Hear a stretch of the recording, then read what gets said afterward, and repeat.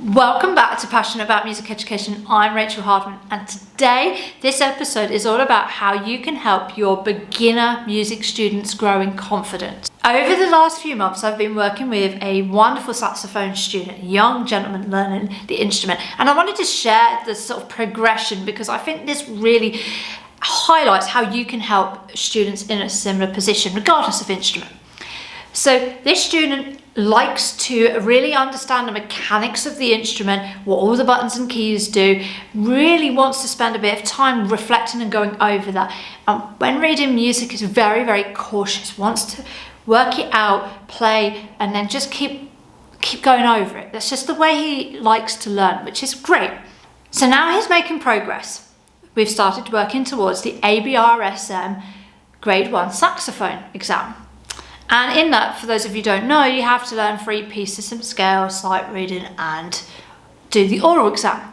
So we've been looking at the pieces, and this young student is really conscientious whenever we start a new piece to really take his time on learning to read the music and play it correctly. And we were at mid-lesson, and I could see he was getting frustrated because it was all new. The piece was new. He was struggling with a few new notes and new notes on the stave that he hadn't yet played. And I could see his sort of posture sort of changing and him getting sort of a bit disheartened. So I turned around to my student and I went, "It sucks, doesn't it?" And he was like, "What do you mean?" And I'm like, "It's okay. It sucks. It sucks when it's hard and it's new. It's meant to suck. It's meant to be hard, it's meant to be difficult, and you are meant to be a bit frustrated with it to start with, because that's what happens when we learn new and difficult material, and we are challenging ourselves to go into the unknown. We are taking that courageous step to try and play something that we've not played before." And I said to him, "It's perfectly normal. It's perfectly normal for this to suck to start with, and for you to be struggling. That's exactly as it should be, because that's exactly what happens every time I play a brand new difficult piece of music." Because I think students forget that although we have been playing for a long time, we're a very high standard, not only do we remember what it was like to be a beginner, but every time we learn that new piece of music or that new accompaniment, or you get that new band music out, you're starting from scratch. And although we can pick it up and move quicker, we are starting at that beginner point, particularly if you're like me and you try to play the piano and you get frustrated every time you play a new piece because there's so much to learn, there's so much technique. So my point really to him was, it's okay that it sucks at this moment. It sucks for everybody starting something new. But the most important thing is to have the courage to keep going forward and relying on the knowledge you know. You know how to work out the notes. You know how to read the rhythms. You know that if you practice small sections at a time, you will see progress. So of course we've been doing this for 3 or 4 weeks. We've been learning this piece of music and we've been working on different sections of it in our lesson. And today we were having our lesson and we played from the beginning to the end. And you could really see an improvement. You could see he'd been practicing and been more motivated to practice. And that he was getting himself around the piece, the technical challenges of it, because it's meant to be a bit technically challenging because it's an exam piece. And I went, "Well, it doesn't suck anymore, does it?" And you could see him beaming away because he realised the progress he'd made from 3 weeks, and that what I told him about it being, difficult and challenging and, a bit sucky to start with, is no longer the case. And he could see him going, "Yeah, she was right. Yeah, look how much I've come along." And that is a gift that you can give your beginner students. It is meant to be a challenge. It is meant to be difficult. It is all brand new. Holding your flute and trying to balance it and blow at the same time and read the music. There's so many aspects to do all at once. But as they go through each stage, they'll pick up more and more of it and it'll become less of a challenge. So I really do think our role, you and I, is to explain that it's really normal for it to be a little bit challenging, to be a bit difficult, to suck at times and to be frustrating, but that is what we've all been through and we all get there because we were all once beginners and we keep going.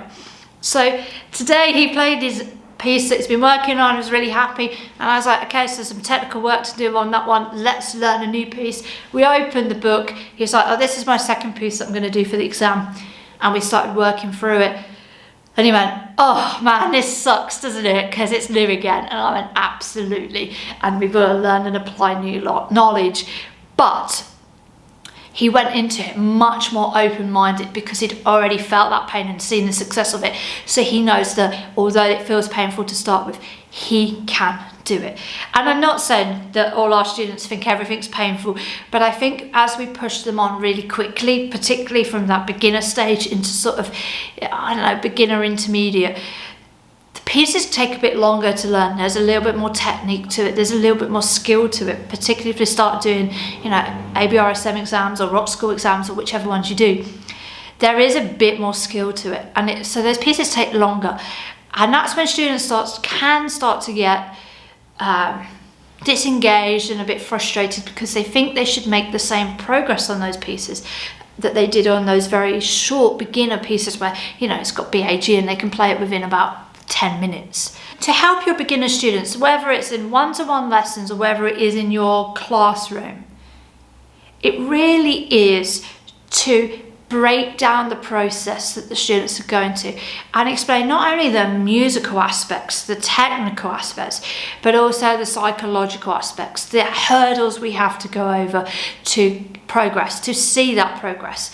For me, explaining to my student the progress he was going to make, where he was starting from and how difficult it was, but if he kept going in this way and breaking down the technical bits and the stuff that he could do, he made that progress. But the important part is not the progress, it's reflecting on how far they've come so they can feel that sense of worth and self-belief and courage that, hey, I started here, I wasn't that good, I couldn't really play it, and now look, I can get through the piece in one go, I can go from beginning to end, and all now I need to work on is maybe the dynamics or the, you know, some technical phrasing.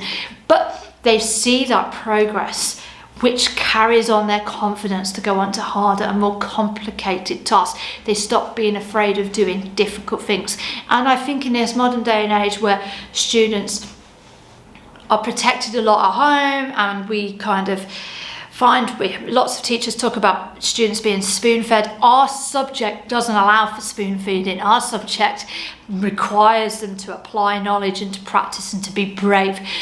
But we have to explain why our subject does that and how beneficial it is, not just for music, but how it will impact them in their whole school life and outside of school and going on to be an adult. If nothing else, if your students know from you that it's okay to embrace the suck because it won't suck forever and they will see the progress, then that is the gift you can give your students, particularly your beginners, and you will see great progress. I was super proud of my student today. I'm super proud of how much he's grown, not just as an instrumentalist, but as a young man, and that courage in himself. And that's the gift we give our students. That's why music education is so important. That's why I advocate for the arts all the time. I hope you enjoyed this video. Please follow, subscribe, comment, share the videos with colleagues, and I look forward to seeing you again here on Passionate About Music Education.